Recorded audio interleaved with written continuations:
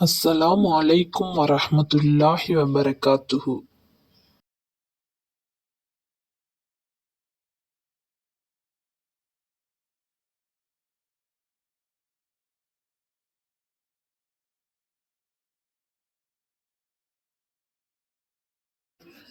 இவை அல்லாஹ்வின் சட்ட வரம்புகளாகும். எவர்கள் இவ்விஷயங்களில் அல்லாஹுவுக்கும் அவனுடைய தூதருக்கும் கீழ்ப்படிந்து நடக்கிறார்களோ அவர்களை அல்லாஹ் சொர்க்கங்களில் சேர்க்கிறான். அதில் நீரருவிகள் தொடர்ந்து ஓடிக்கொண்டிருக்கும். அதிலேயே அவர்கள் என்றென்றும் தங்கிவிடுவார்கள். இதுதான் மகத்தான பெரும் வெற்றியாகும். எவன் இவ்விஷயங்களில் அல்லாஹுவுக்கும் அவனுடைய தூதருக்கும் மாறு செய்து அவன் ஏற்படுத்திய சட்ட வரம்புகளை மீறுகிறானோ அவனை நரகத்தில் புகுத்தி விடுவான். அதிலேயே அவன் என்றென்றும் தங்கிவிடுவான். இழிவுபடுத்தும் வேதனையும் அவனுக்கு உண்டு. உங்களில் பெண்களில் எவளேனும் விபச்சாரம் செய்து விட்டதாக குற்றம் சாட்டப்பட்டால் அக்குற்றத்தை நிரூபிக்க அவளுக்காக உங்களில் 4 சாட்சிகளை அலையுங்கள்.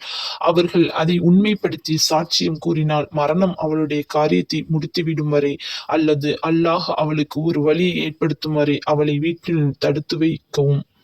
உங்களில் ஆண்களில் இருவர் மானக்கேடான காரியத்தை செய்துவிட்டால் அவ்விருவரையும் நித்தித்து அல்லது அடித்து துன்புறுத்துங்கள்.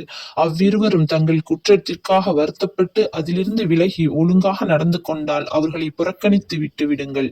நிச்சயமாக அல்லாஹ் மிக்க மன்னிப்பவனாக மகா கருணையாளனாக இருக்கிறான். எவர்கள் தங்கள் அறியாமையினால் பாவத்தை செய்து அதை பாவம் என அறிந்து பின்னர் வருத்தப்பட்டு அதை சீக்கிரத்தில் அதிலிருந்து நீங்கிவிடுகிறார்களோ அவர்களை மன்னிப்பதுதான் அல்லாஹ்வின் மீது கடமையாகும். ஆகவே அல்லாஹ் அவர்களை மன்னித்து விடுகிறான். அல்லாஹ் நன்கறிந்தவனாக ஞானம் உடையவனாக இருக்கிறான். எவர்கள் பாவங்களை செய்து கொண்டே இருந்து அவர்களுக்கு மரணம் சமீபித்த போது இதோ நான் என் பாவங்களை விட்டுவிட்டேன் என்று கூறுகிறார்களோ அவர்களுக்கும் எவர்கள் நம்பிக்கை கொள்ளாது நிராகரித்த நிலையிலேயே இறந்தும் விடுகிறார்களோ அவர்களுக்கும் பாவ மன்னிப்பு கிடையாது. இவர்களுக்கு துன்புறுத்தும் வேதனையை தான் நாம் தயார்படுத்தி வைத்திருக்கிறோம்.